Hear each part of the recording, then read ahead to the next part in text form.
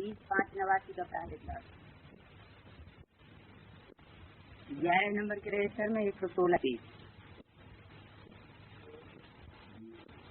मीठे मीठे रूहानी बच्चों को रूहानी बाप बैठ समझाते हैं।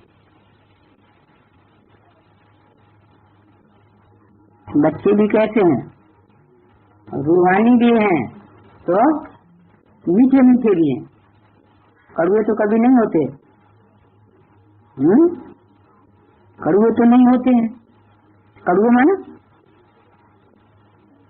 पीछे बोलने वाले। तो मीठे मीठे रूहानी बच्चों को, रूहानी बाप का, जिस्मानी बाप का नहीं, क्योंकि मनुष्यों का बाप है जिस्मानी बाप, प्रजापिता, वो तो कड़वा भी होता है कभी कभी। रूहानी की जगह देवान में भी आता है। कौन? जिस्मानी बाप। लेकिन उसमें जो रूहानी बाप है वो बैठ समझाते मीठे मीठे रूहानी बच्चों को, क्योंकि सभी बच्चे ये जानते हैं हम आत्मा हैं। अपने घर से हम बहुत दूर से यहाँ आते हैं।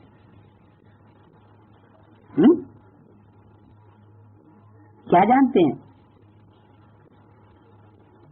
कि हम अपने घर से बहुत दूर से यहाँ आते हैं, आकर के इस शरीर में प्रवेश करते हैं पार्ट बजाने के लिए। कौन? सुप्रीम सोल ज्योतिर्लिंग। पार्ट आत्मा ही बजाती है। यहाँ बच्चे बैठे हैं, अपने को आत्मा समझ बाप की याद में, क्योंकि बाप ने समझाया है याद से तुम बच्चों के जन्म जन्मांतर के पाप भस्म होंगे। क्योंकि एक जन्म के नहीं, जन्म जन्मांतर के जो पुराने पाप हैं, पुराने से पुराने, वो भी भस्म होने याद से।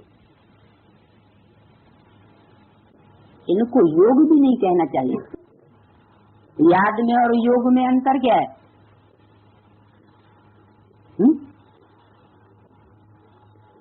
योग माना दो चीजों को जोड़ा तो हुआ योग।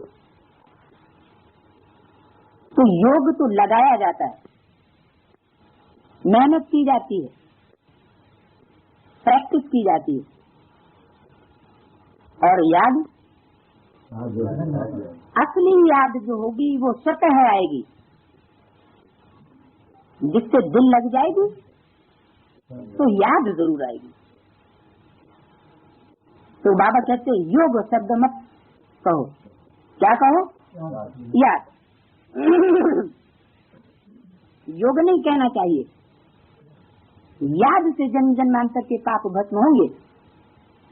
याद माने लगन, लगन माना लगाव। किसकी याद से, किसके लगाव से पाप भस्म होंगे? सुप्रीम सोल जो साकार शक्ति में आकर के, साकार तन में आकर के समझाता है। ऐसे नहीं कि सिर्फ बिंदु की याद से।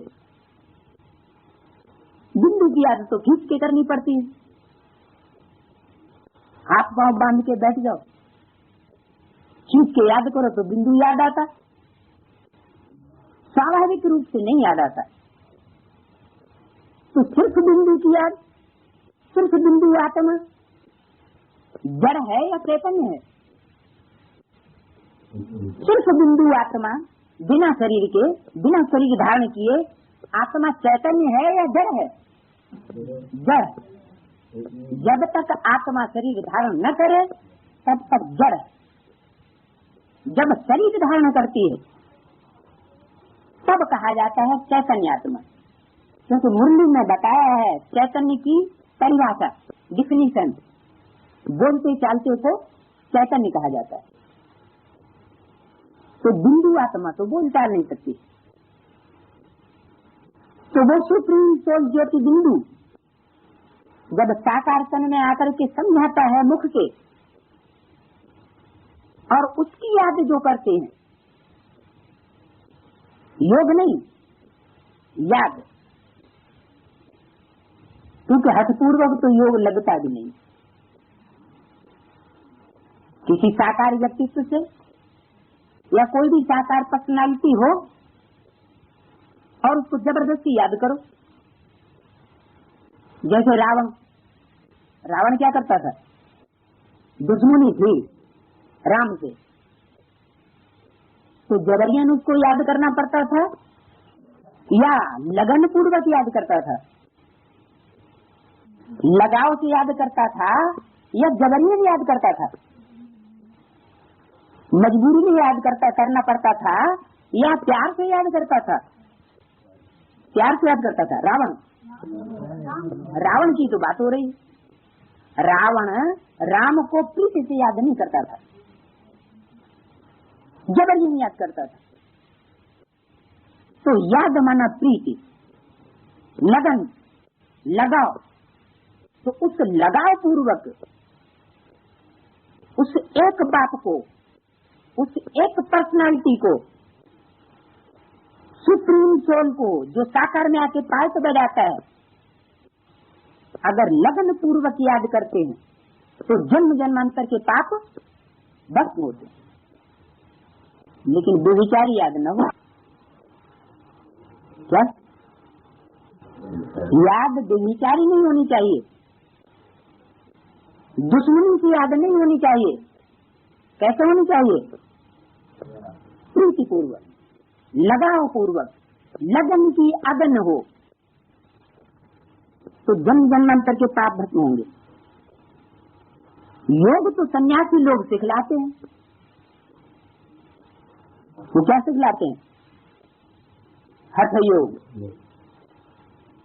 हठ पूर्वक याद करो।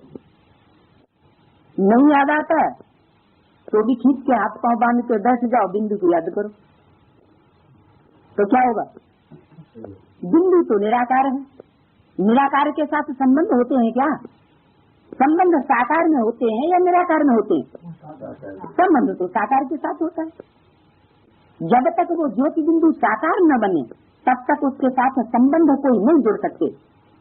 क्यों? क्योंकि वो तो आत्माओं का सिर्फ पिता है, दूसरा कोई संबंध नहीं हो सकता। दूसरे संबंध तब बनेंगे जब वो साकार में प्रवेश करेगी। तो जन्म जन्मांतर के पाप भस्म करने के लिए क्या सिर्फ ज्योति बिंदु की याद से जन्म जन्मांतर के पाप भस्म होंगे? क्यों नहीं भस्म होंगे? क्योंकि वो एक तो जड़ है, भले सूक्ष्म है। बिंदु सूक्ष्म को याद करेंगे तो बुद्धि तो सूक्ष्म बनेगी।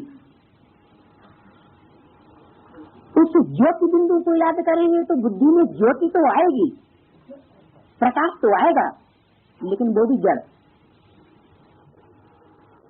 जैसे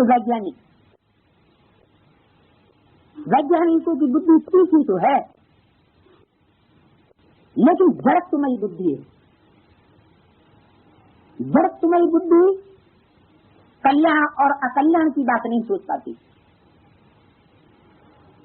इसलिए उस बुद्धि से उन्होंने क्या निर्माण किया? Atom bomb. अपना भी विनाश और सारी सृष्टि का भी विनाश। अपना भी कंस्ट्रक्शन नहीं कर सकते, दुनिया का भी कंस्ट्रक्शन नहीं कर सकते। तो सिर्फ जड़त्व की याद से डिस्ट्रक्शन होगा, कंस्ट्रक्शन नहीं होगा। कंस्ट्रक्शन करने के लिए जो सुप्रीम सोल ज्योति बिंदु साकार में प्रवेश करके जिस स्वरूप के द्वारा प्रैक्टिकल में स्वर्ग की स्थापना करके जाता है, अभी स्वर्ग की स्थापना तो नहीं हुई, अभी स्वर्गीय संगठन बना तो नहीं, लेकिन ये तो जरूर है कि परमात्मा आया हुआ है तो जरूर परमात्मा के सिवाय और कोई दूसरी हस्ती नहीं है इस संसार में जो नई दुनिया का संगठन बनाए सके। क्यों? क्योंकि जितनी भी मनुष्य आत्माएं A to Z Ram Krishna से लेकर के Ibrahim, Buddha, Christ, Guru Nanak, Lenin, Stalin तक, या 500 करोड़ भी मनुष्य आत्मा तक, सब की सब विकारी बन जाती। जिनमें प्योरिटी नहीं होगी वो यूनिटी कहां से बनाएंगे? यूनिटी कौन बना सकता है? यूनिटी वही बना सकता है जो एवर प्योर हो, दीर्घकाल की यूनिटी। ऐसे तो इब्राहिम, बुद्ध, क्राइस्ट भी थोड़े समय के लिए आकर के संगठन अपना बना लेते हैं, धर्म स्थापन कर देते हैं, लेकिन पुराने धर्मों का विनाश नहीं कर पाते, इसलिए सब धर्म की स्थापना नहीं कर सकते। क्योंकि सत्य तभी सत्य कहा जाए जब उसमें असत्य का नाम निशान न रहे। अगर थोड़ा भी असत्य का अंश होगा, दूध के भरे हुए घड़े में एक बूंद भी सांप का जहर होगा तो सारा ही जहर हो जाएगा। तो दूसरी आत्माएं, बल पवित्र आत्माएं ऊपर से आती हैं, लेकिन उनमें इतनी प्योरिटी नहीं है जो सारी दुनिया का पाप का ध्वंस कर सकें, पापियों का ध्वंस कर सकें, अधर्मों का विनाश कर सकें। ये एक एवर प्योर परमात्मा सुप्रीम सोल ज्योति बिंदु ही है जो साकार तन में आकर के प्रैक्टिकल ऐसी एक्ट करके दिखाता है, जिस एक्ट की यादगार मंदिर में बनी हुई है,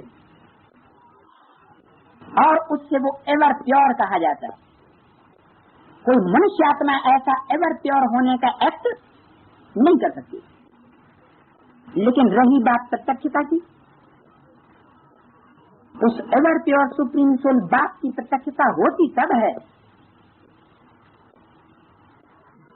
जब जिसमें प्रवेश करता है वो साकार तनधारी अपनी इंद्रियों की संपन्न स्टेज तक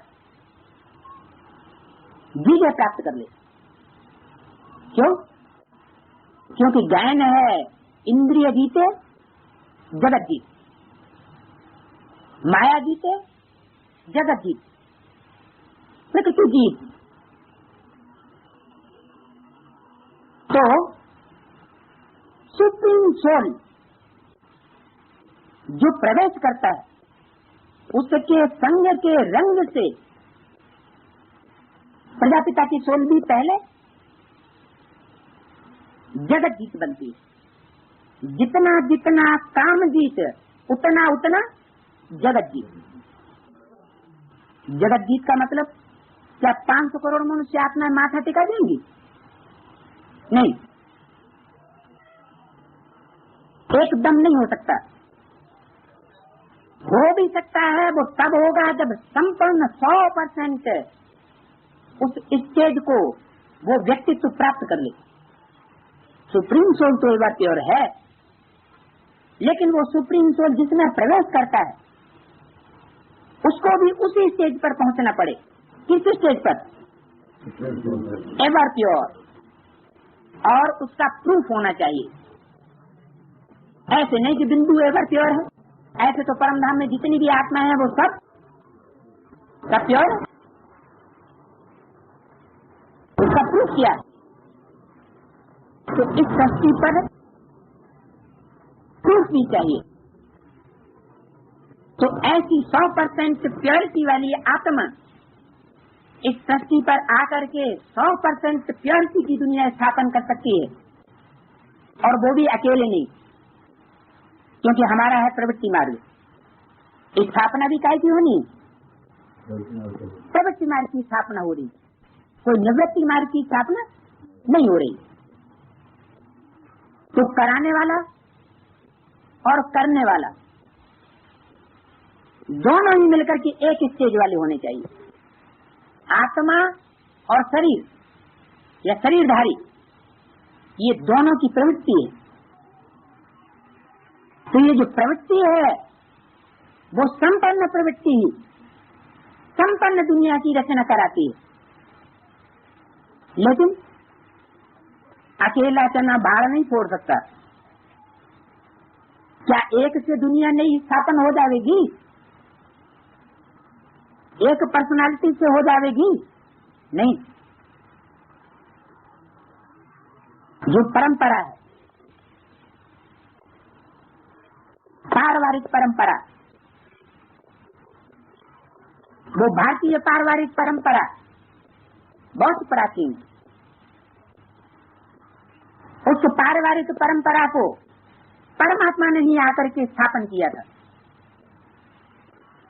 वो पारिवारिक इकाई परमात्मा ने आकर के स्थापन की, जिसमें एक परिवार का एक मुखिया, उस एक मुखिया का अपने परिवार में ऐसे राज्य चलता है जैसे कोई राजा का राज्य अपने राज्य में चलता है। ऐसे तो आज भी कहते हैं कि हर व्यक्ति अपने घर का राजा है, लेकिन क्या राजा है?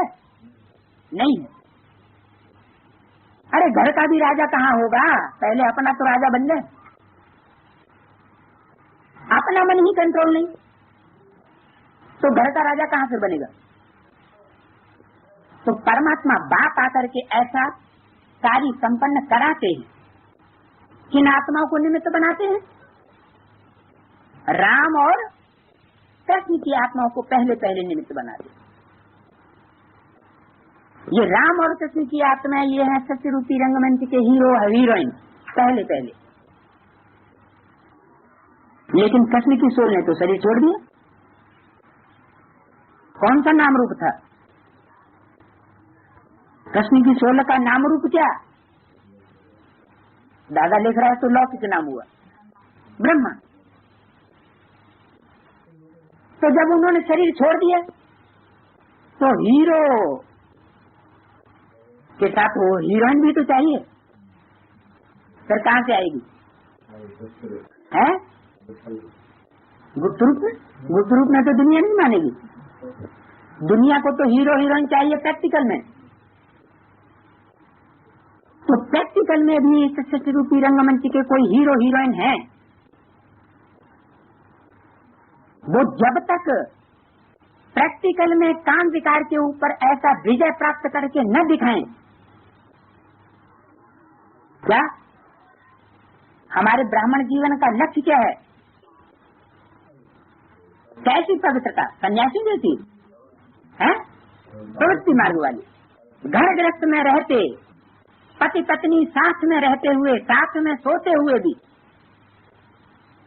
और इंद्रियों पर विजय प्राप्त करके दिखाएं। दूरबाज खुशबाज ये तो सन्यासी भी बनते रहे। अगर ऐसे दूरबाज खुशबाज होते रहे तो फिर सन्यास धर्म ही स्थापन होगा या प्रवृत्ति मार्ग स्थापन होगा? सन्यास धर्म ही स्थापन होगा। और प्रवृत्ति मार्ग को स्थापन करने वाला प्रवृत्ति मार्ग वाला गुरु होना चाहिए या निवृत्ति मार्ग वाला होना चाहिए? बाबा तो बोलते हैं निवृत्ति मार्ग वाले प्रवृत्ति मार्ग वालों को राजयोग नहीं सिखा सकते, जो खुद अपने घर घर का निर्वहन नहीं कर सकते। यह गृहस्थी नहीं है, अकेले हैं। चाहे वो आश्रम में है, चाहे सेंटर में है, चाहे किसी मठ मंडलेश्वर में है,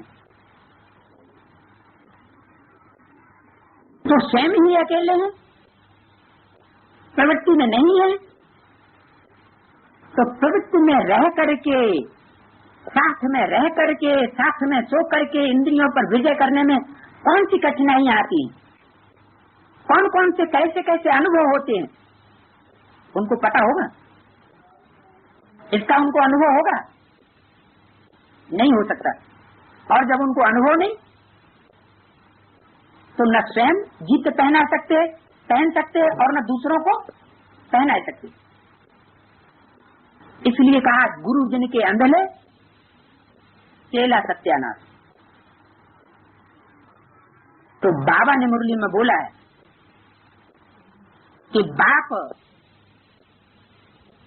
प्रवृत्ति मार्ग में रहकर सहज राजयोग सिखलाते हैं, समझते नहीं है कि बाप ने प्रवृत्ति में रहकर सहज राजयोग सिखलाया है। तो क्या ब्रह्मा सरस्वती की प्रवृत्ति कहें?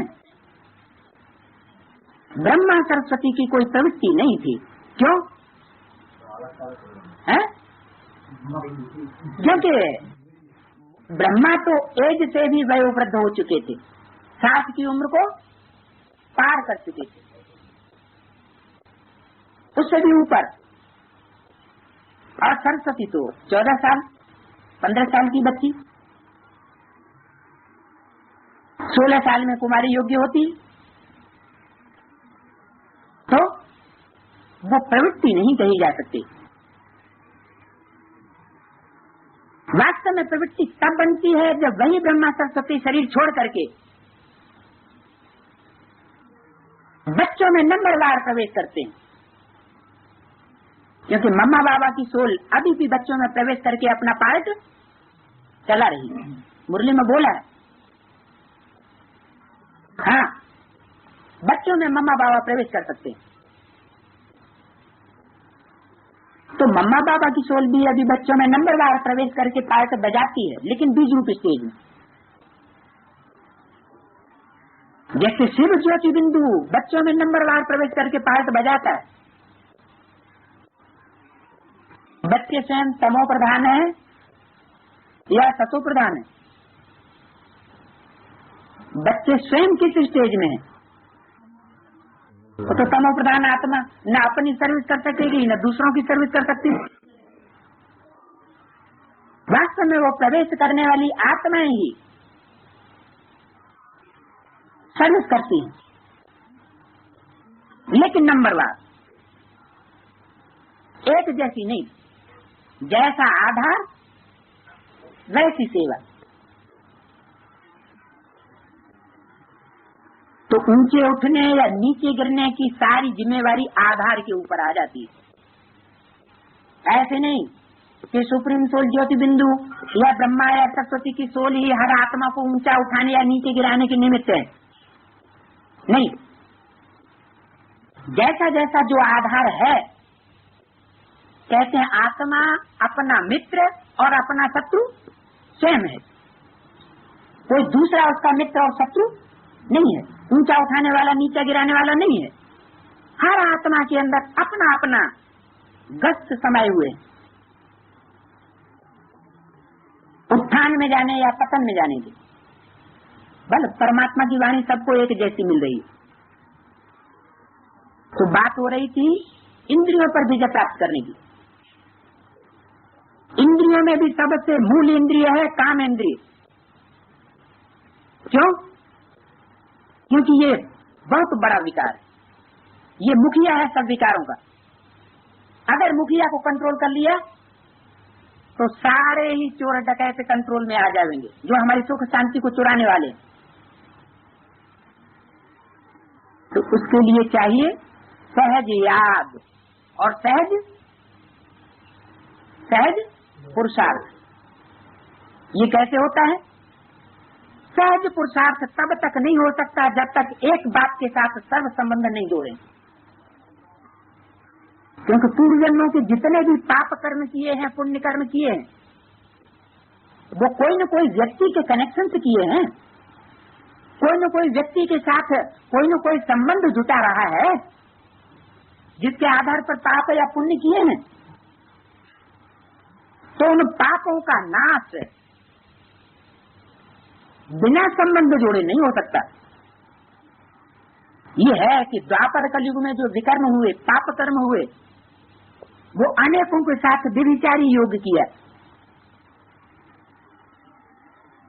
तो वासनाएं बढ़ती गई। और अब क्या करना है? अब उसका उल्टा करना है। जिन अनेकों के साथ हमने व्यभिचारी योग किया, उसने तो हमको नीचे गिरा दिया।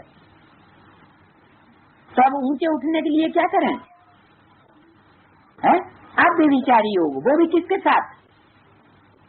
उस सुप्रीम सोल ज्योति बिंदु जो साकार में आकर के पार्ट बजा रहा है, उसके साथ सर्व संबंध जोड़ते हुए सहज याद की स्टेज पर हम पहुंच सकते हैं। जब सहज याद होगी तो निरंतर भी हो जाएगी, सहज याद नहीं होगी तो निरंतर भी नहीं हो सकती। तो बताया बच्चों का बाप से योग होता है, स्टूडेंट का टीचर से योग होता है। यह है आत्मा और परमात्मा का अर्थात बच्चों और बाप का मिलन। मिलन किसका है? यहाँ कोई आत्मा का आत्माओं के साथ मिलन नहीं है। किसके साथ मिलन है? आत्मा का परमात्मा बाप के साथ मिलन। ये है कल्याणकारी मिलन। तो बाकी सब कैसे हो गए? बाकी आत्माओं के साथ जितने भी मिलन है वो सब हो गए अकल्याणकारी। पतित दुनिया है ना, इस पतित दुनिया में सब पतित हैं। पतित दुनिया में एक भी पावन हो नहीं सकता। प्रजापिता पावन कहेंगे? नहीं। फिर कोई पावन नहीं, तो फिर किससे योग लगाएं? किसके संबंध जोड़ें? साकार में के संबंध नहीं। अभी क्या करें? बाप किस तन में आया हुआ? साकार तन में, प्रजापिता में। तो प्रजापिता ब्रह्मा में जब आता है तो प्रजापिता ब्रह्मा पतित हुआ पावन हुआ? पावन हुआ। फिर ये क्यों कहा कि एक सेकंड में ब्रह्मा से विष्णु बन जाएगा? तो इसका मतलब वो सेकंड पूरा हो गया है? अभी तो नहीं हुआ ना। ब्रह्मा से विष्णु बनने में कितना टाइम? एक सेकंड। तो वो एक सेकंड पूरा हो गया? ब्रह्मा से विष्णु बन गया? नहीं बन। तो ब्रह्मा से विष्णु बनने का जो सेकंड है वो प्रजापिता ब्रह्मा के लिए नुदा हुआ है, लेकिन उसके इंतजार में नहीं रहना। क्यों? क्योंकि उन आत्माओं की तो इतनी तीव्र गति है, फास्ट गति है पुरुषार्थ की, कि वो लास्ट एक सेकंड में भी नीचे से लेकर के ऊपर पहुंचने की योग्यता दौड़ में सीखी है, वो योग्यता रखती है। आत्मा तो नंबरवार है। माता पिता की बात दूसरी है और बच्चों की बात दूसरी है। तो बच्चों को ऐसा नहीं सोच लेना कि ब्रह्मा से विष्णु एक सेकंड में बन जाएगा तो उसी सेकंड में हम भी ब्रह्मा से विष्णु जैसे बन जाएंगे। क्या उतनी फास्ट गति है पुरुषार्थ की? नहीं। तो कैसे बन जाएंगे? Practice makes a man perfect. शास्त्रों में तो बोला। शास्त्र लिखे किसने? हम बच्चों ने लिखे। हम बच्चों ने ये शास्त्र लिखने के संस्कार कहाँ से भरे? यहाँ से भरे। तो गीता में लिखा अभ्यास तो कौनते वैराग्य से ग्रह्य थे। आत्मा कैसे कंट्रोल की जाए? मन बुद्धि को कंट्रोल कैसे करें? अभ्यास और इस दुनिया से वैराग। इस दुनिया के जो भी संबंध हैं, विनाशी संबंध देह के, उनसे विरक्ति आ जाए। अगर विरक्ति नहीं आएगी तो बिना विराग के ज्ञान उत्पन्न नहीं हो सकता। परमात्मा की पहचान असली नहीं हो सकती। तो जब पहचान ही नहीं होगी तो असली संबंध कहाँ से जोड़ लेंगे? और जोड़ भी लिए तो वो संबंध स्थायी कहाँ रहेंगे? नहीं रह सकते। तो बताया कि यह है कल्याणकारी मिलन आत्मा और परमात्मा का। बाकी तो सब है अकल्याणकारी, क्योंकि पतित तो दुनिया है ना। बाकी में तो सारे ही आ गए कि कोई रह गया? अच्छा, ब्रह्मा के तन में शिव बाबा आता था तो उसके थ्रू जो मिलन हुआ उसको एवरलास्टिंग में एटलीस्ट कल्याणकारी कहें या अकल्याणकारी कहें? क्या कहें? हैं? उसको क्या कहें? हैं? कल्याणकारी हैं? यहाँ तो बोल दिया पूरा कल्याण खुद का ही नहीं हुआ, आज फेल हो गया। शरीर से प्राप्ति तो नहीं हो सकी जीवित रहते। यहाँ तो जीते जी मरना बात सिखाते हैं मुरली में। वो तो जीते जी शरीर छोड़ दिया, तो ऐसे ही सब शरीर छोड़ देंगे तो दुनिया में नई दुनिया का संगठन बन जाएगा? नहीं बन सकता। तो जरूर कोई और तन है जिस तन के द्वारा परमात्मा बाप आकर के नई दुनिया की स्थापना कराते हैं, और नई दुनिया की स्थापना के साथ साथ उस नई दुनिया में आने वाली जो भी आत्माएं वो इंद्रियों पर विजय प्राप्त करके नंबरवार इंद्रिय जीत बनती। अगर स्वयं की इंद्रियों पर विजय प्राप्त करने वाली नहीं बनेंगी तो सतयुग में जाकर के देवता नहीं बन सकते। तो यह है कल्याणकारी मिलन, बाकी तो सब है अकल्याणकारी। पतित दुनिया है। तुम जब प्रदर्शनी व म्यूजियम में समझाते हो तो आत्मा और परमात्मा। ओम शांति। ये है 28/5/89 का प्रातः क्लास, 11 नंबर के रजिस्टर में 116 पेज, मध्य आदि। तो आत्मा और परमात्मा का परिचय देना ठीक है, चाहे म्यूजियम समझाएं और चाहे प्रदर्शनी समझाएं। प्रदर्शनी किसे कहा जाता है? अभी तक तो जड़ चित्रों की और जड़ मंदिरों में जड़ मूर्तियों की बनाई हुई प्रदर्शनी कहें व म्यूजियम कहें वो समझाते रहे। तो जड़ म्यूजियम जड़ चित्रों का और जड़ प्रदर्शनी जड़ चित्रों की। लेकिन यहाँ क्या है एडवांस में? एडवांस में तो न प्रदर्शनी के चित्र हैं और न, क्योंकि जो समझदार होते हैं, छोटे छोटे बच्चों के लिए चित्रों की जरूरत होती है, जो समझदार होते हैं उनको चित्रों की कोई दरकार नहीं होती। क्योंकि ये तो है सारे विश्व की चुनी हुई बीज रूप आत्माएं, सारे विश्व के बाप बनने वाली आत्माएं। तो बाप ज्यादा समझदार होता है या बच्चे ज्यादा समझदार होते हैं? जो विश्व के बाप समान बच्चे हैं वो तो समझदार होने चाहिए, उनको चित्रों की क्या दरकार। तो यहाँ है चैतन्य म्यूजियम और चैतन्य प्रदर्शनी। चैतन्य प्रदर्शनी कौन सी? एक तो ज्ञान रत्नों की प्रदर्शनी है, किसी को समझाए तो हमारे हैं ज्ञान रत्नों की प्रदर्शनी। और जड़ चित्रों की नहीं है। हमने कौन से चित्रों को समझा है, कौन से चित्रों को जाना है?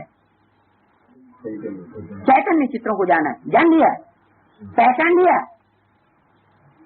जानने और पहचान की स्टेज पर पहुंच गए हैं? नहीं पहुंचे तो क्यों जान लिया? फिर समझाओगे क्या? अगर खुद जाना होगा चैतन्य चित्रों को तो दूसरों को भी इशारा देंगे कि ऐसा बनना है लक्ष्मी नारायण जैसा। खुद ही बुद्धि में नहीं होगा कि लक्ष्मी नारायण कौन है, कहाँ है और कैसे बनने वाले हैं, क्या पुरुषार्थ कर रहे हैं, तो दूसरों को कैसे इशारा देंगे?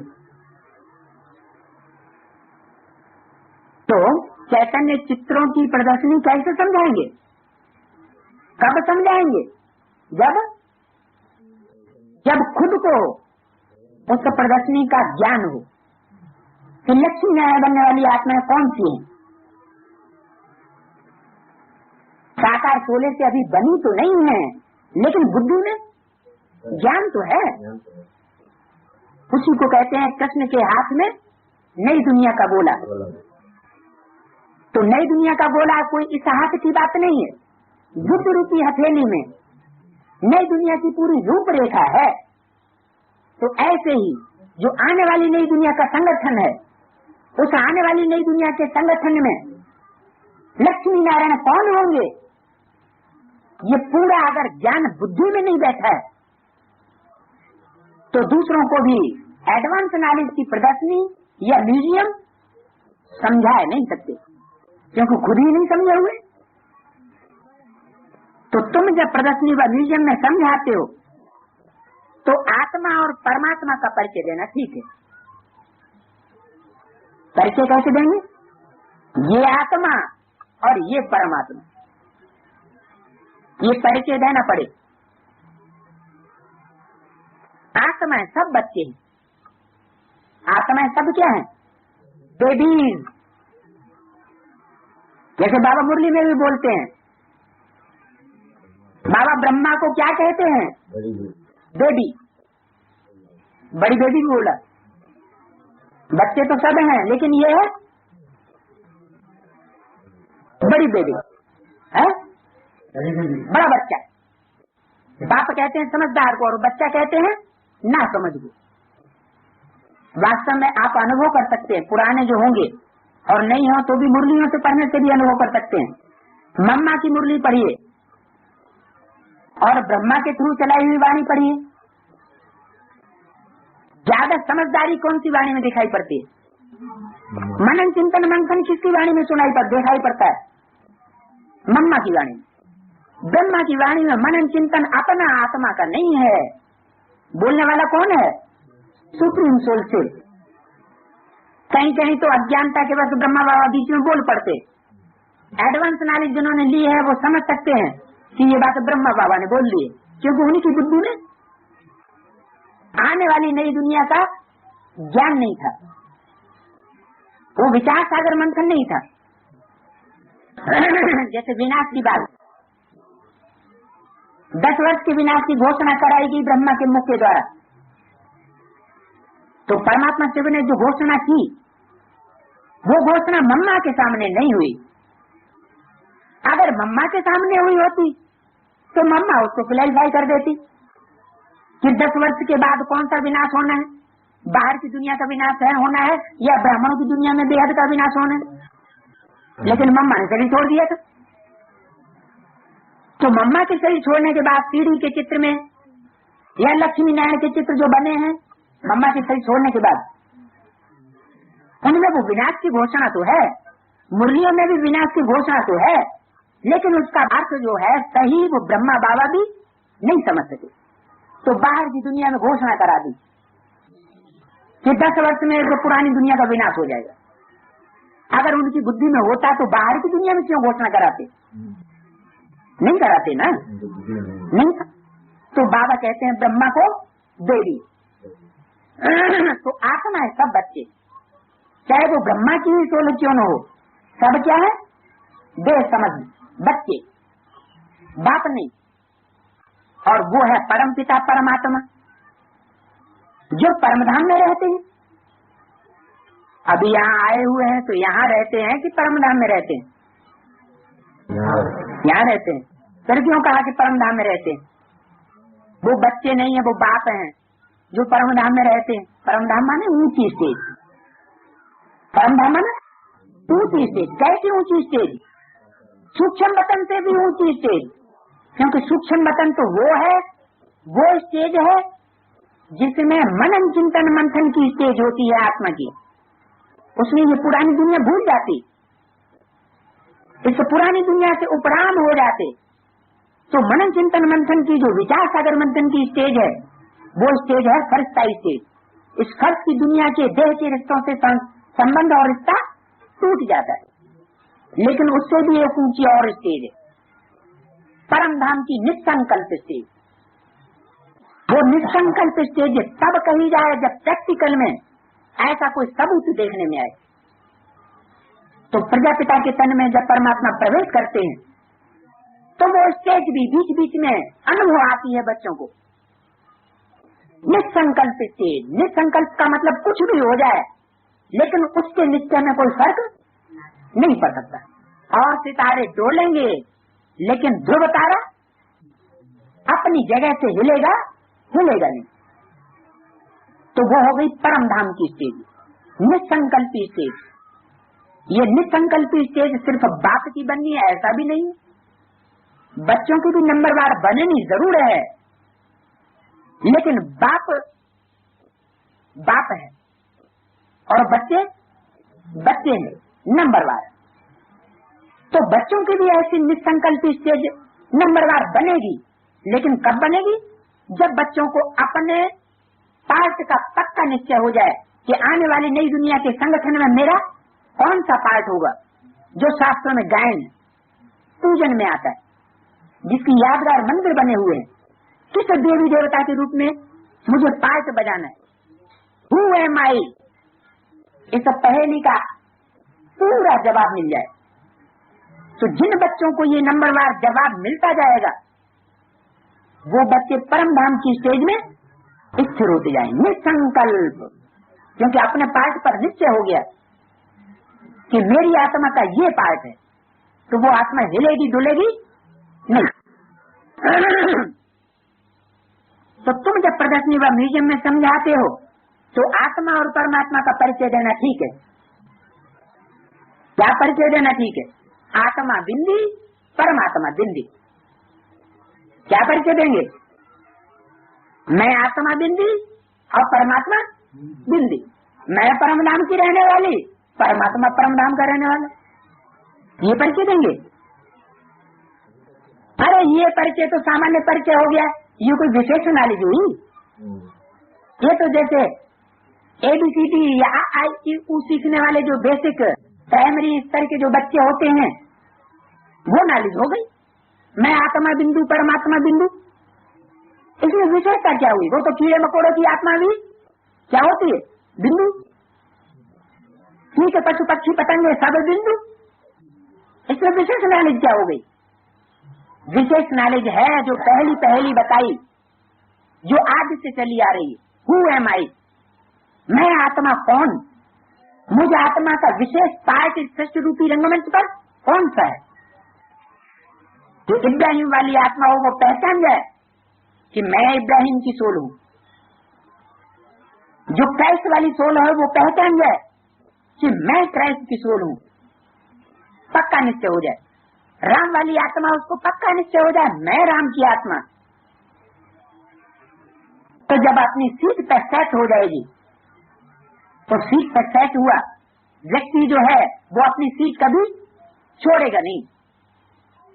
अधिकार पा चुको बैठ रहना ये बड़ा दुष्कर्म है। क्या? जिसको सीट मिल गई, DM की सीट मिल गई, और डिस्ट्रिक्ट में अनाचार होता रहे, दुराचार होता रहे और वो ध्यान ही न दे, तो पाप किसके ऊपर चढ़ेगा? सबसे ज्यादा पाप किसके ऊपर चढ़ेगा? उसी DM के ऊपर, क्योंकि उसको कुर्सी मिली, लेकिन उस कुर्सी का उसने सदुपयोग नहीं किया। तो ऐसे ही जिसको ये अनुभव हो जाए कि मैं राम की सोल हूं, मैं कृष्ण की सोल हूं, मैं इब्राहिम हूं, मैं बुद्ध हूं। अब यहाँ तो इब्राहिम बुद्ध तो कोई होता नहीं। क्या? हाँ, इब्राहिम बुद्ध की आधारभूत आत्माएं हो सकती हैं या बीज रूप आत्माएं हो सकती हैं, लेकिन बीज रूप आत्माओं को भी ये भान में नहीं रहना चाहिए कि मैं इब्राहिम बुद्ध क्राइस्ट की बीज रूप हूं। ये भी अज्ञानता है। क्यों? क्योंकि ये तो अज्ञानता हो गई कि मैं इस धर्म का हूं, मैं इस धर्म का हूं। ये दूसरे धर्मों का तो लबादा चढ़ा हुआ है, कवर चढ़ा हुआ है। क्या जब सचिव का संगठन स्थापन होगा तो ये कवर रह जाएगा? नहीं रह जाएगा। ये देहाभिमान का कवर भी खलास हो जाएगा। जब तक ये देहाभिमान का कवर भी खलास न हो, तब तक देवी देवता सनातन धर्म की 84 जन्म लेने वाली आत्मा, परमात्मा बाप का बच्चा 84 जन्म लेने वाला देवी देवता पक्का साबित नहीं होगा। परमात्मा बाप के परिवार का भांति नहीं बनेगा जब तक ये अभिमान है।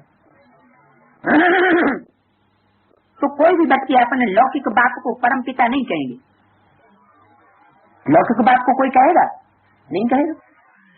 परम पिता को दुख में ही याद करते हैं, उस परम पिता को सुख में कोई, दुख में सुमिरन सब करें, सुख में करें न कोई। तो द्वापर कलयुग दुख और सतयुग त्रेता सुख। फिर यहाँ संगम में सुख है या दुख है? सुख है, तो क्यों याद करेंगे फिर? संगम में सुख है तो याद क्यों करेंगे? हैं? हाँ, स्टेज एक जैसी नहीं रहती। जब अनिश्चय हो जाता है तो निश्चय कि स्टेज से नीचे गिरने के कारण दुख हो जाता है। आत्मा जन्म मृत्यु के चक्र में आने लगती है, तो जन्म मरण का दुख तो सबसे बड़ा दुख है। इसी दुख से पहले छुटकारा पाना है। वो स्थूल जन्म मरण तो दुनिया में होता रहा, लेकिन यहाँ ब्राह्मणों की दुनिया में जन्म मरण कौन सा है? निश्चय और अनिश्चय का जन्म मरण का चक्र, इससे छुटकारा आत्मा को पहले पाना है। तो परमपिता परमात्मा को दुख में ही याद करते हैं। ये बात कहाँ की है? असली यहाँ संगम युग की ये बात है कि यहाँ भी जब दुख पड़ता है, परमात्मा बाप से आत्माएं जब बिछुड़ जाती हैं, अनिश्चय पैदा हो जाता है, देहधारी धर्म गुरुओं के चक्र में आ जाती हैं, परमात्मा बाप से दूर हो जाती, डिटैच हो जाती और दुखी हो जाती हैं, तो परमात्मा बाप को फिर याद करते हैं, हे परमपिता परमात्मा। तो जरूर इस दुनिया में होगा तब हे परमपिता परमात्मा कहना उचित है, या उस दुनिया में हो ही नहीं तब हे परमपिता परमात्मा कहना ठीक है? होना चाहिए ना। परमात्मा रहते ही परमधाम में, तो वो परमधाम में ऊपर रहते हैं और हम रहते हैं इस दुख की दुनिया में नीचे, तो वो ऊपर रह करके हमारे दुख हरेंगे क्या? जरूर है तो इसी दुनिया में, लेकिन ऊंची स्टेज में है क्या? ऊंची स्टेज में है, तो ऊंची स्टेज को छोड़ करके उनको नीचे आना पड़े। किसी का दुख दूर करना है तो प्राइम मिनिस्टर अपनी गद्दी पर ही बैठा रहे और गरीबों के दुख का कभी आकर के अनुभव ही न करे, तो वो दुख दूर नहीं कर सकता, क्योंकि उसको पता ही नहीं। तो परमात्मा बाप उस ऊंची स्टेज को छोड़ करके पहले क्या करे? उसको भी नीचे आना पड़े। बच्चे किस तरह से विकारों से युद्ध कर रहे हैं, विकारों में फंसे हुए हैं, निकल नहीं सकते। जैसे कोई डूबा हुआ हो, तो डूबे हुए को उठाने के लिए क्या करना पड़ता है? नीचे जाना पड़े, बॉटम में, और बॉटम में जाकर के फिर उसको उठा के ऊपर लाना पड़े। जिसको उठा के ऊपर लाया जाए वो भले ऊपर हो जाए और लाने वाला नीचे हो जाता है। तो दुख में ही मेरे को याद करते हैं। क्यों याद करते हैं? कि दुख में जब नीचे स्टेज में बच्चे गिरे हुए हैं, तब परमात्मा बाप को उन्होंने याद किया है कि हे परमात्मा बाप, छोड़ भी दे आपका सिंहासन। क्या तू जो अपनी ऊंची स्टेज पर बैठा हुआ है, कोई ऊपर की बात नहीं है, ऐसी सृष्टि पर, लेकिन कैसी स्टेज में? ऊंची स्टेज में बैठा हुआ है। वो ऊंची स्टेज छोड़ करके कहाँ आ जा? तू भी देहभान में आ जा। देहभान में आएगा तो मुझे देहधारी को उठा करके ऊपर आत्मिक स्टेज में ले जा सकेगा। बिना संग का रंग दिए ऊपर नहीं ले जा सकता। नीचे कैसे गिरी आत्माएं? भारतवासी नीचे कैसे गिरे? द्वापर युग से पतन कैसे शुरू हुआ? दूसरे धर्म की आत्मा इब्राहिम बुद्ध क्राइस्ट आए और आकर के उन्होंने अपने संग का रंग लगाया और हम नीचे गिर गए। ये तो हुआ अनेकों का संग का रंग, जिसके संग के रंग से हम नीचे गिरे। प्रैक्टिकल में साकार के संग में आए ना, अनेकों संग में, तो नीचे गिरे। अब ऊपर चलने के लिए क्या करें? जरूर एक के संग जोड़ना पड़े। क्या हवा में? हवा में संग नहीं जोड़ सकता।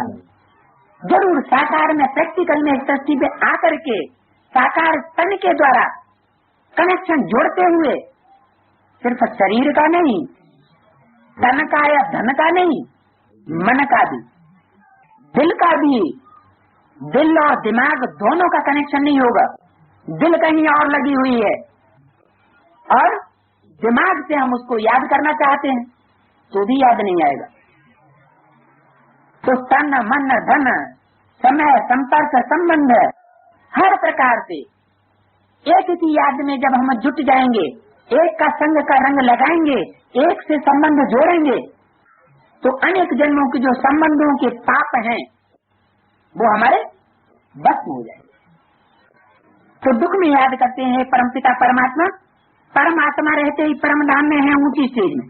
अब तुम आत्मा परमात्मा का ज्ञान तो समझाते हो, तो सिर्फ ये नहीं समझाना है कि दो बातें हैं, सिर्फ इतना समझाने से काम नहीं चलेगा। वो बाप भी है, शिक्षक भी है और सतगुरु भी है। क्या ब्रह्मा के थ्रू बाप शिक्षक सतगुरु नहीं कह सकते, क्योंकि बाप का काम है एवरलास्टिंग, वर्षा देना। हमारा वर्षा कौन सा है? सुख शांति का वर्षा, स्वर्ग की नई दुनिया के संगठन का वर्षा। तो वो नहीं मिला, जब तक नहीं मिला तब तक परमात्मा बाप साबित कैसे हो जाए? अब तो शरीर भी छूट गया ब्रह्मा का, तो उस स्वरूप को बाप नहीं कह सकते, क्योंकि काम के आधार पर नाम पड़े हैं शास्त्रों में।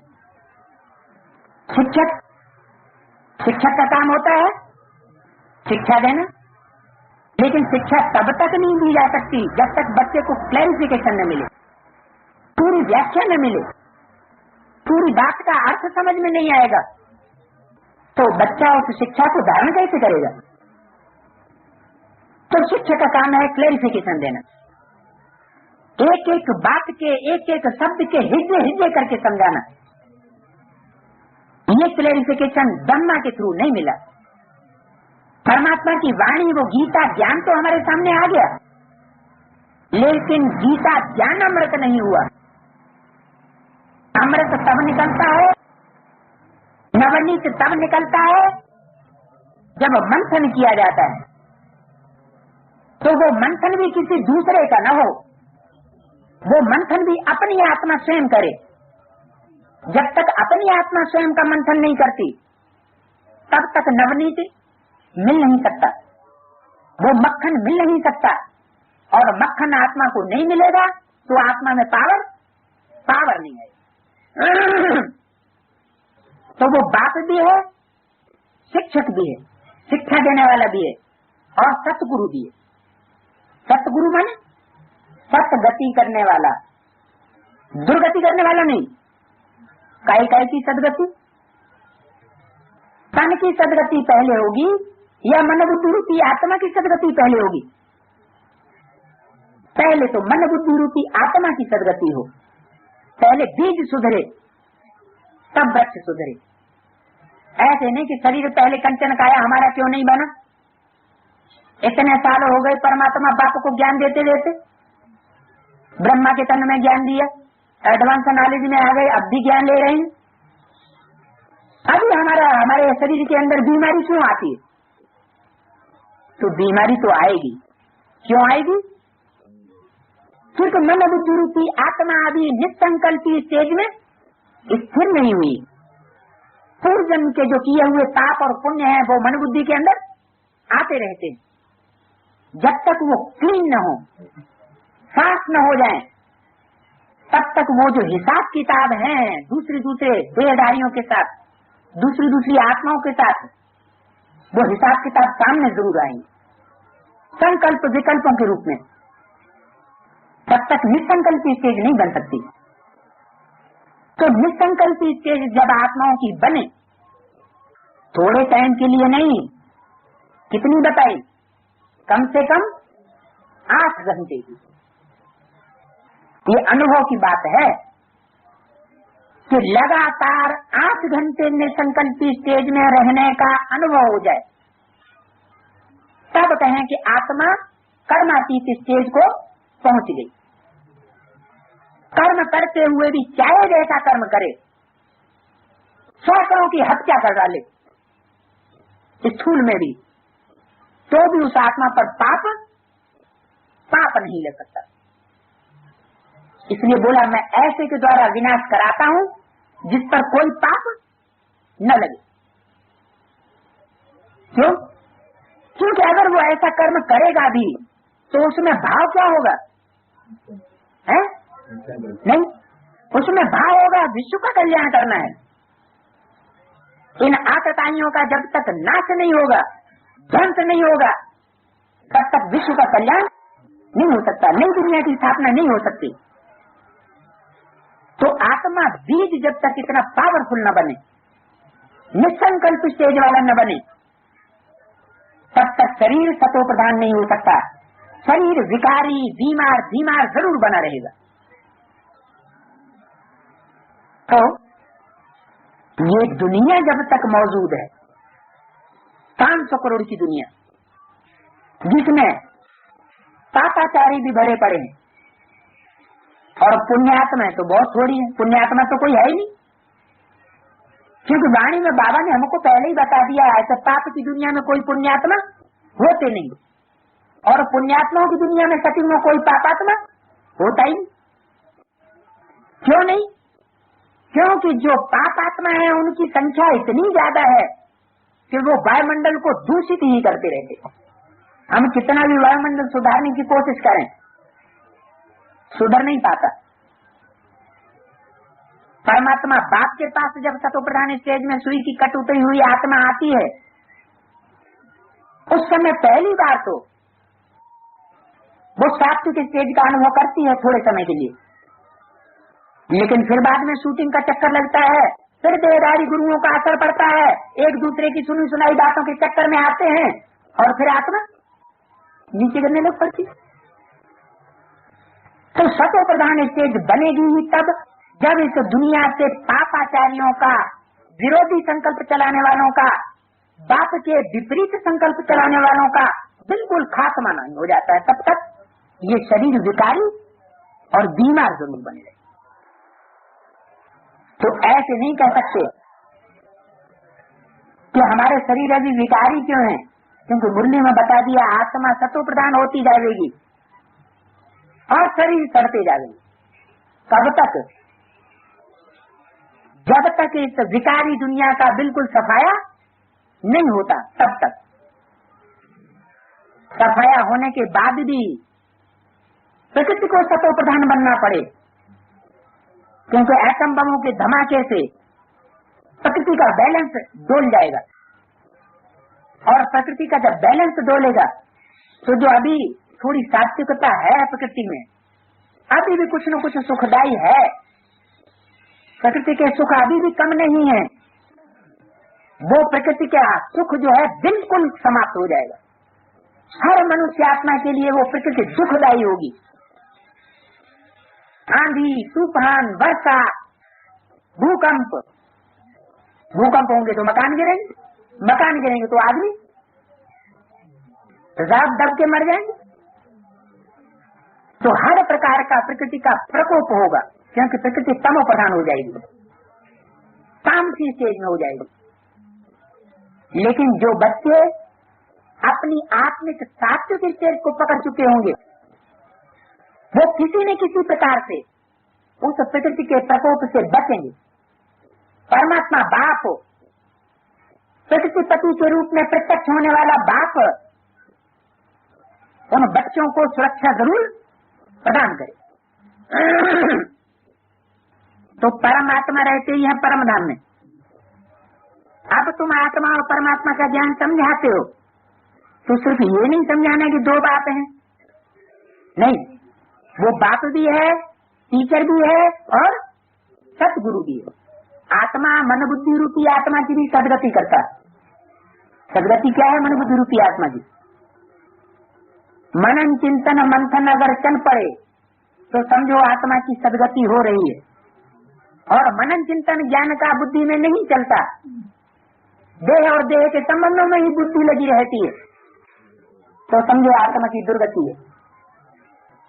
ये अपनी चेकिंग हम अपने आप कर सकते हैं। ये जरूर समझाना है कि बाप तो है, हम सब भाई भाई, वो बाप है और हम आत्माएं सब भाई भाई। ये सभी आत्माओं का बाप है। भक्ति मार्ग में सब भगवान बाप को याद करते, क्योंकि भगवान से भक्ति का फल मिलता है। भगवान से भक्ति का फल क्या मिलता है? ज्ञान मिलता है। ज्ञान का मतलब ही है पहचान। अगर पहचान नहीं हुई, हम आत्मा को अपने पार्ट की, हम आत्मा को अपने बाप की, जो प्रैक्टिकल में पार्ट बजा रहा है, तो नहीं कहेंगे कि हमको भगवान से भक्ति का फल मिला। क्या अभी हम कहें कि हमारी आत्मा को भगवान से भक्ति का फल मिल गया? भक्ति का फल क्या है? ज्ञान। तो क्या आत्मा को अपने स्वरूप का, अपने पार्ट का पक्का परिचय मिल गया? नहीं मिला। हु एम आई, ये पहली अभी तक बनी हुई। अभी कुछ वर्ष पहले अव्यक्त बाप दादा ने 3 सीट्स बताई। क्या कहा? पहले 2 सीट्स बताते थे, 2 के अलावा और कोई सीट अभी रिजर्व नहीं हुई। अभी 2-3 साल 4 साल से अभी क्या बोल रहे हैं कि 2-3 के अलावा और कोई सीट अभी फिक्स नहीं है। 2-3 में भी ससो पंज लगा दिया। तीसरी सीट है जरूर, लेकिन वो भी अभी हिलती डुलती स्टेज में। इसके लिए हम नहीं कहेंगे। तो 2-3 के अलावा और कोई सीट फिक्स नहीं। कोई कहे 8 स्कॉलरशिप पाने वाले, उनके लिए तो बता दिया कि वो 8 तो उनमें से 3 को छोड़ के, माने बाकी 5, 3 को या 2 को छोड़ के बाकी 6, वो तो बहुत ही ऊपर नीचे की स्टेज में आ रहे हैं। इसलिए अव्यक्तवाणी में बोला कि 108 की माला में से 100 मन के तो फिर भी 90% अपनी अपनी स्टेज पकड़ लेते हैं, लेकिन जो 8 हैं वो बहुत ऊपर नीचे हो रहे हैं। तो उन 8 में से 2 को निकालो। निकाला भी नहीं जा सकता। क्यों? क्योंकि जो जिस स्टेज को पकड़ लेता है ऊंची कुर्सी को, वो फिर दूसरों का परीक्षक बन जाता है। क्या? दूसरों की परीक्षा लेने वाला बन जाता है। और जो परीक्षा लेने का निमित्त होता है वो अप एंड डाउन जरूर करेगा। किसको? दूसरी आत्माओं को। नहीं तो पता कैसे चलेगा किस बात का कि कौन सा मां का कितना स्थिरियम है, कितना अचल और अडोल है, कितनी एक रस स्टेज में रहने वाला है, उस आत्मा में कितनी अपनी पावर है। 20-5-89 का